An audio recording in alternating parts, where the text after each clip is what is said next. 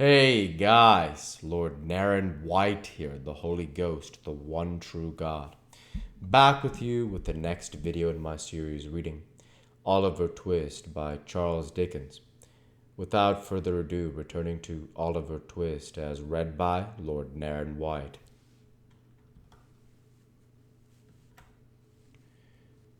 For a coffin first and a parochial funeral afterwards, replied Mr. Bumble, fastening the strap of the leathern pocket book, which, like himself, was very corpulent. Baden, said the undertaker, looking from the scrap of paper to Mr. Bumble. I never heard the name before. Bumble shook his head as he replied, Obstinate people, Mr. Sowerberry, very obstinate. Proud, too, I'm afraid, sir. Proud, eh? Exclaimed Mr. Sowerberry with a sneer. Come, that's too much. Oh, it's sickening, replied the beadle. Antimonial, Mr. Sowerberry. So it is, acquiesced the undertaker. We only heard of the family the night before last, said the beadle, and we shouldn't have known anything about them. Only a woman who lodges in the same house made an application to the parochial committee for them to send the parochial surgeon to see a woman as was very bad. He had gone out to dinner, but his prentice, which is a very clever lad, sent him some medicine in a blacking bottle offhand. Ah, there's promptness, said the undertaker. Promptness indeed, replied the beadle. But what's the consequence? What's the ungrateful behavior of these rebels, sir? Why, the husband sends back word that the medicine won't suit his wife's complaint, and so she shan't take it. It says she shan't take it. Sir, good, strong, wholesome medicine, as was given with great success to 2 Irish labourers and a coal heaver only a week before sent him for nothing, with a blackened bottle in, and he sends back word that she shan't take it, sir. As the atrocity presented itself to Mr. Bumble's mind in full force, he struck the counter sharply with his cane and became flushed with indignation. Well, said the undertaker, I never did. Never did, sir, ejaculated the beadle. No, nor nobody never did, but now she's dead. We've got to bury her, and that's the direction, and the sooner it's done, the better. Thus saying, Mr. Bumble put on his cocked hat wrong side first, in a fever of parochial excitement, and flounced out of the shop.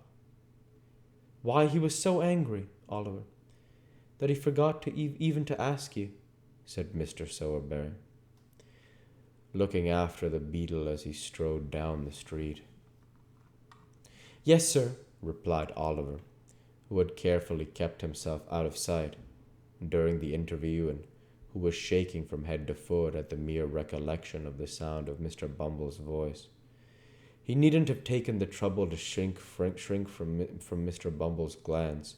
However, from the functionary, on whom the prediction of the gentleman in the white waistcoat had made a very strong impression, thought that now the undertaker had got Oliver upon trial, the subject was better avoided, until such time as he should be firmly bound for 7 years, and all danger of his being returned upon the hands of the parish should thus be effectually and legally overcome.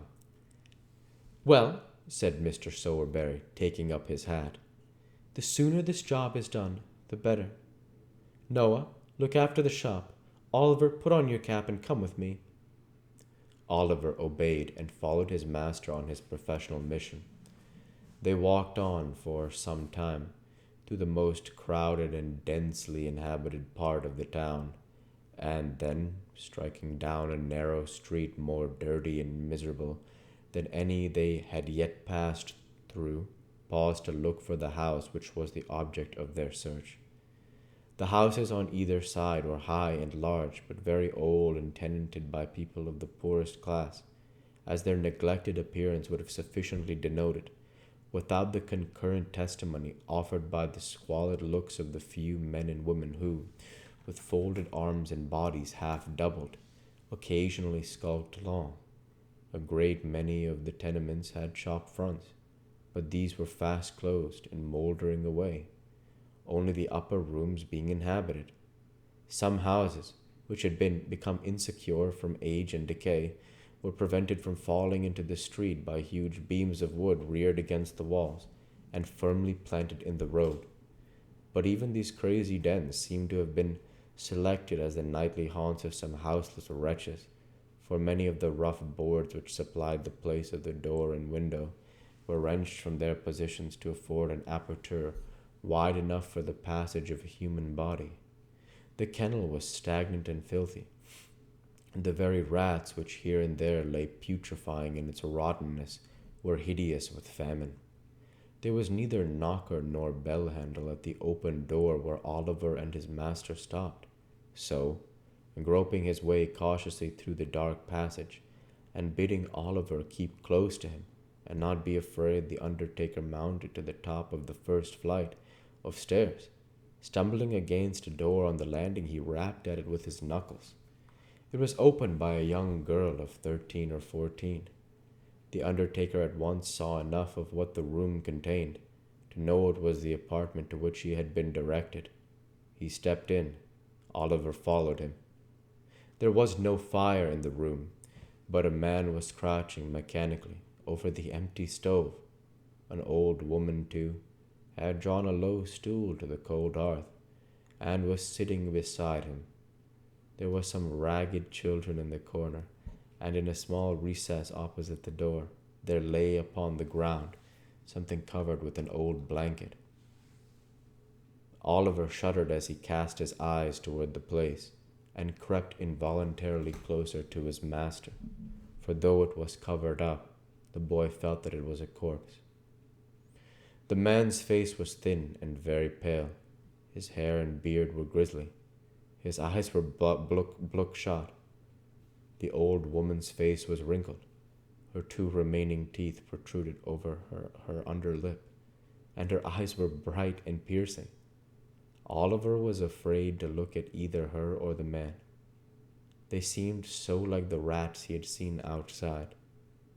"Nobody shall go near her," said the man, starting fiercely up as the undertaker approached the recess. "Keep back! Damn you, keep back, if you've got life to lose." "Nonsense, my good man," said the undertaker, who was pretty well used to misery in all its shapes. "Nonsense!" "I tell you," said the man, clenching his hands and stamping furiously on the floor, "I tell you I won't have her put into the ground. She couldn't rest there. The worms would worry her, not eat her. She is so worn away." The undertaker offered no reply to this raving, but producing a tape from his pocket, knelt down for a moment by the side of the body. "Ah," said the man, bursting into tears, and sinking on his knees at the feet of the dead woman. Kneel down, kneel round her, every one of you, and mark my words. I say, she was starved to death. I never knew how bad she was till the fever came upon her, and then her bones were starting through the skin. There was neither fire nor candle. She died in the dark. In the dark! She couldn't even see her children's faces, though we heard her gasping out their names. I begged for her in the streets, and they sent me to prison. When I came back, she was dying, and all the blood in my heart has dried up, for they starved her to death. I swear it before the God that saw it. They starved her." He twined his hands in his hair, and, with a loud scream, rolled grovelling upon the floor, his eyes fixed, and the foam covering his lips. The terrified children cried bitterly, but the old woman, who had hitherto remained as quiet as if she had been wholly deaf to all that passed, menaced them into silence. Having unloosened the cravat of the man who still remained extended on the ground, she tottered towards the undertaker. "And we'll go ahead and stop there for this week.